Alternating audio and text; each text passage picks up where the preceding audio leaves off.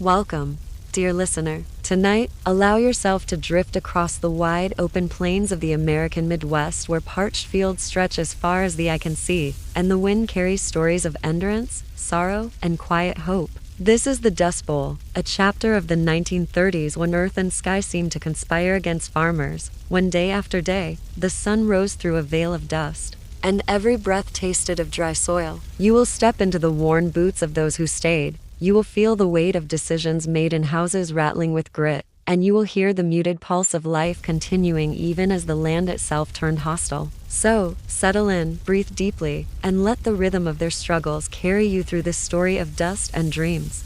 Imagine yourself waking before dawn in a weathered farmhouse. The air is already warm, dry as parchment, and a fine layer of dust rests on every surface, even the dinner plates tucked in cupboards. You rise quietly, so as not to wake the children sleeping in a single bed. You dress in threadbare clothes stiff with yesterday's dust, pull on cracked boots, and step outside. The morning light reveals fields of stunted crops, rows of corn and wheat that sprouted but failed to thrive, leaves curled and brown, roots gasping in bone-dry soil. Your first task is to check the livestock, a few thin cows coughing in the dry breeze, chickens scratching hopelessly at bare earth. Then, you scan the sky. Is that a distant cloud bringing rain? Or just another wall of dust rolling over the horizon? Inside, your wife shakes out rugs caked in grit, each sweep of the broom raising a thin, choking cloud. Breakfast is stale bread and weak coffee, the taste of hard times. After eating, you hitch your aging mule to the plow, though the earth is so dry the plow only scratches the surface. Hours pass as the sun climbs, beating down until sweat evaporates before it can cool your skin. By midday, you pause by the well. The pump groans as you draw water that tastes faintly of dirt, a precious mouthful you sip slowly. In town, you hear stories of neighbors giving up, packing everything they own onto trucks, heading west to California in search of work and green fields they may never find. But you stay. You mend fences battered by winds, try to patch the roof against the next dust storm, mark each day's meager progress with quiet determination. At night, the family gathers around a crackling radio. News crackles through static.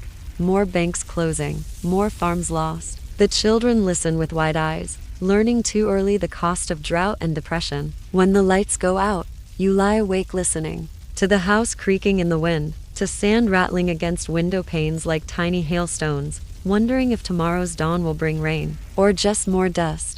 Now, let your thoughts turn from the stubborn farmers who stayed to those who decided they could wait no longer, families who packed everything into tired trucks and set out on uncertain roads west. Among these was the fictional but all too real Joad family, brought to life in John Steinbeck's The Grapes of Wrath. Their story, though shaped by fiction, reflects the very real journeys of thousands of Americans fleeing the Dust Bowl during the Great Depression. Imagine the Joads' departure, a rickety Hudson truck groaning under worn mattresses, cooking pots clanging with each pothole, a dog sleeping at the feet of barefoot children. Tom Joad, fresh out of prison. Ma and Pa Joad, their faces lined with hope and fear, Grandma and Grandpa grumbling or singing as the miles rolled by. They were part of a human tide drifting west, seeking California's promised land of fruit orchards and farm work. Days on the road blurred together under blazing sun. Roadside camps grew along Route 66, little cities of canvas and tin where families shared stories of lost farms and rumors of jobs that might not exist. Imagine the dust caking your face, the engine stalling in the middle of nowhere, nights spent sleeping under stars that offered neither comfort nor answers. At each state line, the Joads and countless families like them were met with suspicion or outright hostility. Locals feared newcomers would take scarce jobs or strain relief systems. Signs reading "Okies, keep moving" became all too common. And yet, hope carried them onward, hope for rain, for honest work, for a place where children could sleep without coughing up dust. When the Joads reached California, they found not paradise, but fields guarded by armed men, orchards run by growers who paid pennies a day to workers so desperate they could not protest. Through Steinbeck's words, the Joads' perseverance became an anthem of resilience, their faith in each other shining even as the world grew harder, reminding us that survival is not only a struggle against nature, but also against indifference.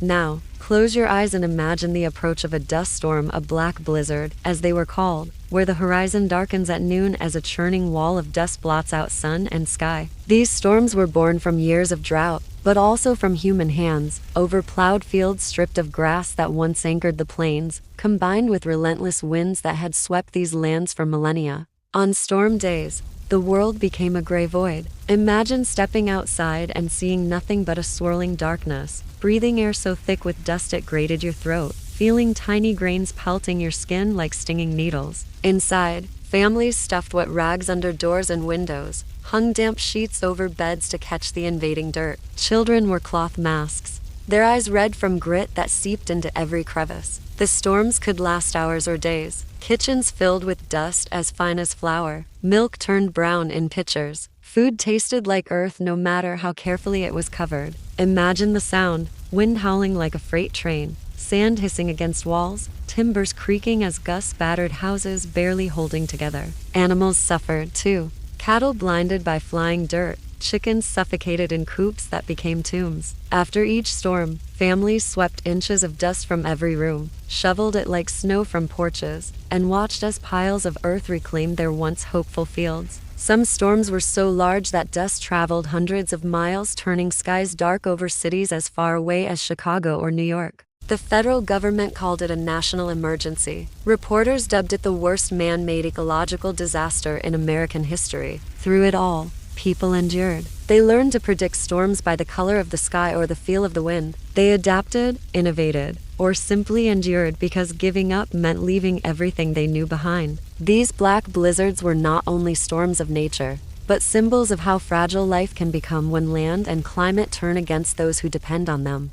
Now let us ascend once more out of the dark tunnels, up the marble stairs, and into the gilded halls where Constantinople's most powerful dined, prayed, and schemed. Imagine yourself standing at the entrance to a grand reception room in the Great Palace, your eyes adjusting to the warm glow of hundreds of oil lamps reflecting off gilded ceilings and polished marble floors. Long tables are draped with silken cloths. Platters overflow with roasted pheasant, honeyed figs, creamy cheeses, and spiced wines. The scent is rich and heady: rosemary, cinnamon, roasted meats mingling in the candlelit air. Servants move like shadows between guests, refilling cups, replacing empty dishes, bowing deeply but never speaking unless addressed. Here, the aristocracy measure their words carefully. A single slip could offend a powerful ally. A careless boast could plant seeds of betrayal. The walls of these halls have heard countless whispers, alliances cemented by marriage, conspiracies planned with careful nods, ambitious courtiers weaving stories of loyalty and glory to catch the emperor's ear. And yet,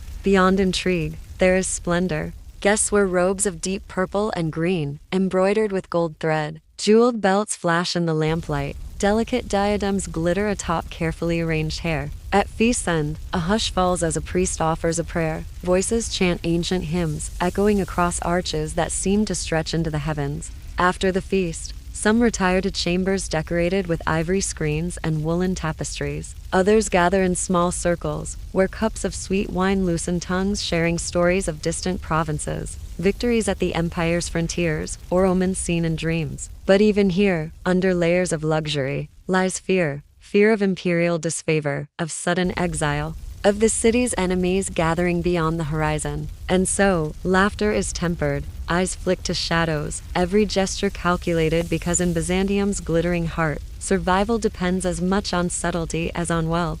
Now, as darkness falls across the empty plains, you can almost feel the hush that settles over fields once scarred by storms. You have walked beside farmers who rose each dawn to face impossible odds, sat with families deciding whether to stay or go, heard the howl of black blizzards sweeping everything in their path, and stood in the quiet promise of new beginnings. The Dust Bowl was a time of hardship that tested the limits of human endurance, but it also revealed a quiet courage, a strength rooted in shared struggle, and a belief that even the harshest days could give way to gentler tomorrows. Tonight, let the rhythm of these stories ease your thoughts. Breathe deeply, as the farmers once did when the skies finally cleared. And know that storms, no matter how fierce, will one day pass. Rest in the knowledge that hope can take root even in the driest soil, and that the quiet resilience of those who came before still whispers softly across the windswept plains. May you find peace in their perseverance, comfort in their quiet strength, and dreams as wide and endless as the sky above the prairie.